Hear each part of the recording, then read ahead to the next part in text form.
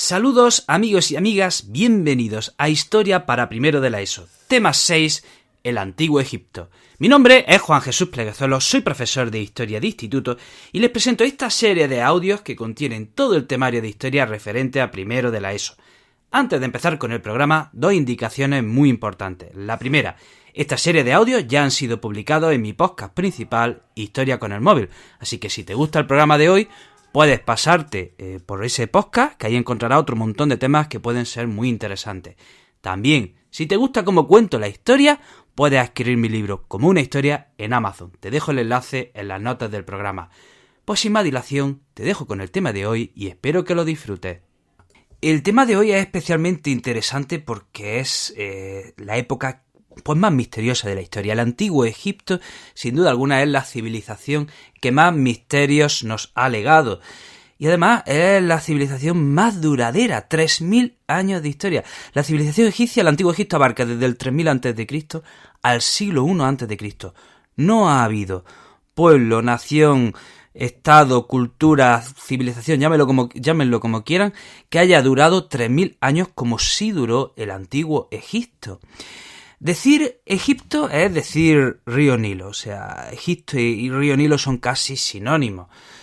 Decía un historiador griego llamado Heródoto que Egipto era un don del Nilo. Y efectivamente, todo Egipto gira, toda la sociedad egipcia, toda la religión egipcia, la mentalidad gira en torno al río Nilo, un río que tiene una longitud de más de 6.000 kilómetros y que va de sur a norte. El río Nilo es la confluencia de dos ríos, el río Blanco y el río Azul, el Nilo Blanco y el Nilo Azul. Y el Nilo Blanco nace en la zona de los Grandes Lagos. Y el Nilo Azul nace en las montañas de Etiopía. Bueno, pues es en las montañas de Etiopía cuando una vez al año, debido a las lluvias del monzón, el río Nilo crecía y provocaba inundaciones en todo el valle del Nilo. Y esas inundaciones eran importantísimas para los egipcios. Una vez al año el río se desbordaba, inundaba todos los márgenes. ¿Qué pasaba? Que cuando las aguas remitían, dejaban sobre esa tierra que habían inundado un aluvión que había fertilizado esas tierras y luego eso daba una cosecha muy productiva. Miren, fíjense si las inundaciones del río Nilo eran importantes para los egipcios, que el año se organizaba conforme a esas inundaciones. Atención, a ver cómo lo explico y voy a ver si puedo explicarlo de manera que quede clara. Atención, el año egipcio se organizaba en 3 estaciones y cada una de esas 3 estaciones tenía 4 meses de 30 días. ¿Cómo se llamaba la primera estación? Inundación. Los 4 meses que duraba la inundación del río Nilo. Las inundaciones empezaban en junio y abarcaban junio, julio, agosto y septiembre. Y durante esos 4 meses los márgenes estaban inundados por el río Nilo. Luego, a partir de octubre, esas aguas remitían. Octubre, noviembre, diciembre y enero era la época de la germinación. Se sembraba sobre esas tierras que habían sido inundadas. Y a partir de marzo, pues ya se empezaba a cosechar. Marzo, abril, mayo, a partir de febrero. Febrero, marzo, abril y mayo, esos eran los 4 meses de la sequía, la llamaban la estación de la sequía, y durante esos 4 meses se cosechaba. Atención, hemos dicho que cada mes tiene 30 días, pues nos faltan 5 días. O sea, este año tiene 360 días. No es un año solar. ¿Qué es lo que hacían? Cuando habían terminado esos 360 días, catapum, añadían 5 días más al calendario y se acabó. Ya tenemos los 365 días del calendario de un año solar. Bueno, vamos a hablar de hay un historiador egipcio del siglo III que se llamaba Manetón, y este fue un historiador egipcio que se propuso escribir toda la historia de Egipto y nos legó una historia que divide Egipto en 30 dinastías. De manera que todos los historiadores posteriores, a lo largo de ya sea la antigua Grecia, en Roma, en Occidente, hemos seguido esa cronología que nos legó este historiador egipcio llamado Manetón. Y nos decía Manetón que todo empieza con un rey que se llamaba el rey Menes, que unió los dos Egiptos, porque hacía en el 3000 a.C. Egipto estaba dividido en dos, el Alto Egipto y el Bajo Egipto. Y atención, el Alto Egipto estaba al sur, el Bajo Egipto estaba al norte. Esto a los alumnos nos trae confusión. Repito, el Bajo Egipto estaba al norte, en la desembocadura del río Nilo. y el Alto Egipto estaba al sur. Bueno, pues sucedía que en el 3000 a.C., pues estaban el Alto Egipto y el Bajo Egipto estaban separados, había dos Egiptos. Bueno, pues nos cuenta Manetón que hubo un rey que se llamaba Menes que unificó estos dos Egiptos. Bueno, pues este rey, que según Manetón se llamaba Menes, ha sido identificado con otro famoso rey que le llamaban Narmer. Hay una paleta, se ha encontrado una paleta, un relieve famosísimo, donde aparece un faraón, que en la misma paleta se llama Narmer, con una corona del Alto Egipto y otra corona del Bajo Egipto. Hay dos coronas que son las que portan los faraones, bueno, dos coronas o una mezcla de las dos. Miren, una está la corona con forma bulbosa, que es la corona del Alto Egipto, y luego está la corona que tiene una lengua, que es la corona del Bajo Egipto. Bueno, pues en la paleta del rey Narmer, en una cara de la paleta, aparece el faraón Narmer con la corona del Alto Egipto castigando a un prisionero. Y en el otro lado de la paleta aparece un relieve del rey Narmer con la corona del Bajo Egipto visitando unos prisioneros, inspeccionando un ejército, el ejército enemigo que ha sido decapitado. O sea, un relieve que nos muestra sangre. ¿Por qué aparece un faraón con la corona del Alto Egipto y luego está con la corona del Bajo Egipto? Pues algo nos indica esa corona. Primero, parece que hay unión, porque si está el faraón con las dos coronas del Alto y del Bajo Egipto, eso significa que los dos Egiptos se han unido. Y segundo, ha habido violencia. Ha habido una guerra entre los dos Egiptos para que ambos sean unificados. Pues se dice que ese rey Narmer de la paleta es el mismo del que nos hablaba Manetón. Manetón le llamaba Menes, pero bueno, vendría a ser el mismo faraón. Sobre esto hay discusiones, muchos historiadores no están de acuerdo, hay muchos historiadores que dicen que no, que ya antes de Narmer había habido unificación, que lo único que hizo Narmer fue, pues digamos, consolidar esa unificación, pero que ya otros faraones antes de Narmer ya habían conseguido unificar Egipto. Bien, pues entonces decía Manetón que con el rey Menes, o también llamado Narmer, empieza la dinastía 1. Bien, aquí tenemos la dinastía 1, aunque nos vamos a liar un poco. Los historiadores hablan de que hubo otros faraones antes que Narmer, a los que le llaman la dinastía 0. Pero bueno, da igual. Nosotros vamos a ponerlo que empieza con el rey Narmer y esa es la dinastía 1. Hablemos ahora de los periodos del antiguo Egipto, y miren, son 3000 años de historia, y voy a ver si soy capaz de sintetizarlo de una manera que quede clara. Estos periodos que vienen a continuación los podemos sintetizar de la siguiente manera. Unión de los dos Egiptos, desunión, unión de los dos Egiptos, desunión, unión de los dos Egiptos, desunión, invasión, invasión. Ese sería el esquema que viene a continuación y bueno, si no lo han entendido, ahora verá, lo vamos a explicar y verá como lo que acabo de decir tiene bastante sentido. Miren, a estos primeros faraones que suceden al rey Narmer les llamamos el periodo arcaico. Bueno, pues ahora vamos a hablar del primer gran periodo de la historia del Antiguo Egipto, que es el Imperio Antiguo, que va del 2681 al 2181, y esta es la época de los grandes faraones que identificamos siempre con las pirámides. Los primeros faraones se enterraban en unos enterramientos que llamamos mastabas. ¿Qué es una mastaba? Pues un bloque de piedras cuadrangular, y sobre ese bloque de piedras cuadrangular se hacía un túnel y tierra adentro, ahí se ponía la cámara mortuoria, la cámara funeraria donde se enterraba al faraón. Bien, ¿qué sucede? Hemos dicho que la mastaba era un bloque cuadrangular de piedra. Bueno, pues llegó un faraón Zoser en el 2665 que dijo, ostras, a ver, este bloque de piedras cuadrangular, ¿qué pasa si le añadimos otro nivel? Sobre este bloque de piedra vamos a añadirle otro nivel, otro bloque de piedra encima. Y vamos a añadirle otro bloque más encima. ¡Ay! Vamos a añadirle otro bloque más encima. De manera que lo que era en un principio una mastaba, o sea, un bloque de piedra, se le añade otro nivel, y ya tenemos una pirámide. Con el faraón Zoser se construye la primera pirámide del antiguo Egipto, o también le llamamos la pirámide escalonada. ¿Por qué? Porque tiene forma, o sea, es una pirámide, por eso escalonada, que parece una escalera. Luego a este faraón Zoser le sucede otro faraón que le llamamos Snofru, y este tío probó, o sea, este hombre era un emprendedor, porque intentó construir una pirámide escalonada que le salió mal, y dijo, pues yo construyo otra, y que le llaman la pirámide acodada, le salió regular y dijo, ¡ay! Quiero otra más. Y ya hizo pues una pirámide maravillosa, perfecta, que se llama la pirámide roja. Claro, bueno, esta pirámide no la hacía él, obviamente. La hacían los sirvientes, ¿no? Entonces la tercera fue la vencida, y la tercera pirámide de Snofru es la primera pirámide perfecta, lisa, o sea, la primera pirámide prototípica de la historia del Antiguo Egipto. Y luego tenemos las otras tres grandes pirámides famosas, que son las de Keops, las famosas pirámides de Giza, las que vemos en todas las imágenes, que son las pirámides de Keops, Kefren y Miquerino.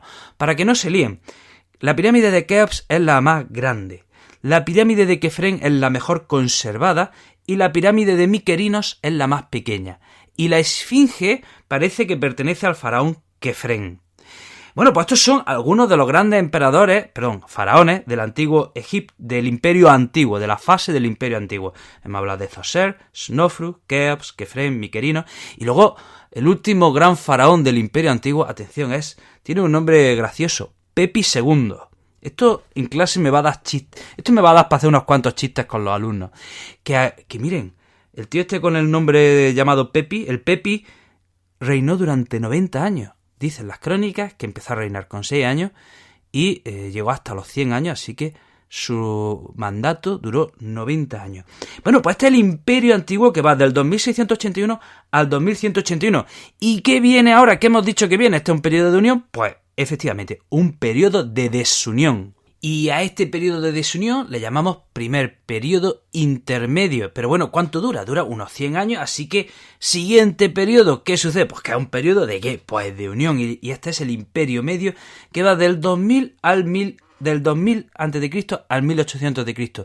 Dura 200 años, pero es una época, sí, hay unión, pero hay cierta inestabilidad y luchas de poder. De hecho, si miramos los rostros, las esculturas de los faraones, vemos a unos faraones, oye, como nerviosos, intranquilos, con cara de mala leche, como que voy a abrir la mano y te voy a dar. O sea, por ejemplo, si miramos el rostro de la escultura del faraón Sesostris III, tiene ahí un entrecejo ahí como cerrado, como cansado, mirándote con muy mala leche. Y es que eran, ya digo, había continuas luchas de poder. Y si hemos dicho que esto era el Imperio Medio era un periodo de unión, ¿ahora qué viene? Pues un periodo de desunión, pero ahora un periodo de desunión más trágica si cabe. ¿Por qué?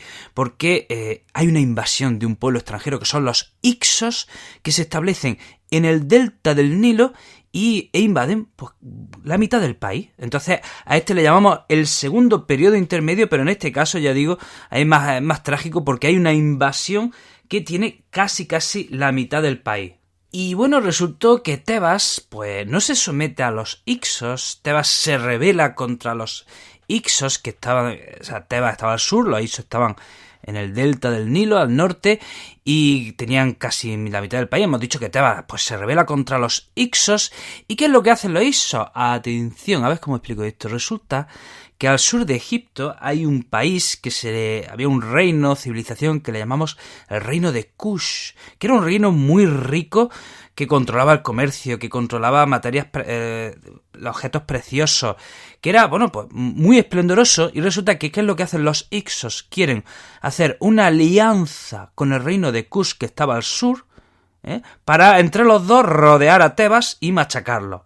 Bueno, ¿qué pasa? Que esa alianza fracasa porque los tebanos interceptan al mensajero que iba a tramar ese plan, esa estrategia de unión, y eso se frustra. Así que desde Tebas, un señor que se llama Amophis va contra el norte y consigue expulsar a los Hicsos. Así que este señor llamado Amophis consigue unificar de nuevo todo Egipto. Y una vez que se ha unificado todo Egipto, se lanza por el reino de Kush y dice, que me habéis querido traicionar, pues ahora os invado con un par. Y que entonces, ahora ya no solo tenemos el Alto y el Bajo Egipto unificados, sino que ahora lo que era el reino de Kush, o también en algunos libros le llaman Nubia, pues ya está también incorporado al antiguo Egipto. ¿Y qué hacen los faraones egipcios? Cogen a la nobleza de Kush, a los militares de Kush, y los van integrando en la corte faraónica. Y bueno, y ahora empieza y esto ya es el comienzo de otro periodo de unión. ¿Cómo le llamamos a este periodo de unión? El Imperio Nuevo, y esto es como un renacimiento egipcio. Este es quizá el periodo más esplendoroso, el más rico de la historia de Egipto, cuando Egipto se expande por sus fronteras, llega hasta Asia, se expande por se expande por Asia, se expande por el sur, y aquí destacan otra serie de grandes faraones, por ejemplo la faraona Hatshepsut, que en principio era una especie de regente, pero que al final acaba dando un golpe de estado y siendo una faraona, y bueno, ha pasado la historia también por su gran templo excavado en la roca, el templo de Hatshepsut, que es precioso, hermoso. Si visitan Egipto, por favor vayan a verlo. También un faraón famoso, el faraón Tutankamón. ¿Por qué ha pasado la historia del faraón Tutankamón?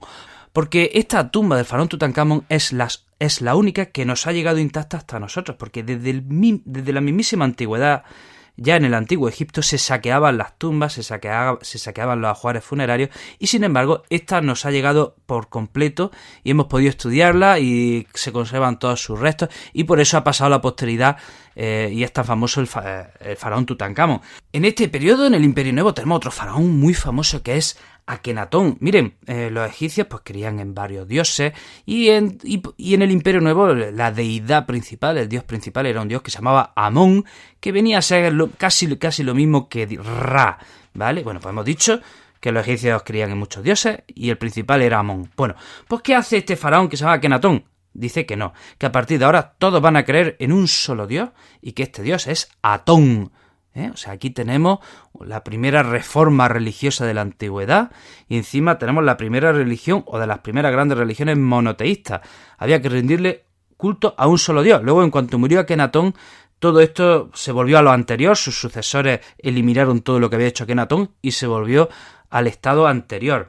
Y el faraón de los más famosos de su época, Ramsés II, que tuvo un reinado largo, próspero. Si vais a Egipto vais a ver que la mitad de los templos, la mitad de las esculturas que quedan por Egipto son de Ramsés II, y ha pasado a la historia porque luchó contra los hititas en la famosa batalla de Cadés. Y el hombre, este hombre, si hubiese tenido Instagram, hubiese roto la pana, porque fíjense, en aquella batalla de Cadés, cuentan todos los historiadores que esa batalla quedó en tablas.